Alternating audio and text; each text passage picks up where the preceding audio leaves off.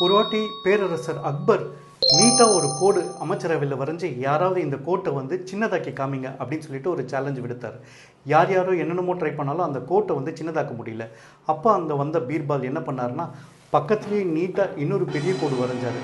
இது மூலமாக அந்த கோடு ஏற்கனவே வரைஞ்ச கோடு சின்னதாயிடுச்சு. இதுக்கு காரணம் கம்பேரிசன் அப்படிங்கிற விளக்கத்தையும் கொடுத்தாரு. நம்ம பிஸ்னஸ்லையும் சரி சேல்ஸ்லையும் சரி இன்னொருத்தரை கம்பேர் பண்ணக்கூடாது. எப்போ நம்ம வந்து அடுத்தவரை பார்த்து கம்பேர் பண்ணுறோமோ ஆட்டோமேட்டிக்காக நம்மளோட கான்ஃபிடன்ஸ் லூஸ் பண்ணிவிடுவோம். இவருக்கு என்னோட பர்சனாலிட்டி அதிகமாக இருக்குது, இவருக்கு என்னை விட ஒரு பேச்சு திறன் அதிகமாக இருக்குது, இவருக்கு ப்ராடக்ட்ஸை பற்றி இன்னும் அதிகமான நாலேஜ் இருக்குது, இவருக்கு கஸ்டமர்ஸ் இன்னும் நிறைய டைம் கொடுக்குறாங்க அப்படின்னு சொல்லிட்டு நம்ம அடுத்தவங்களை கம்பேர் பண்ண ஆரம்பித்தா ஆட்டோமேட்டிக்காக நம்மளோட கான்ஃபிடன்ஸ் இறங்கிடும்.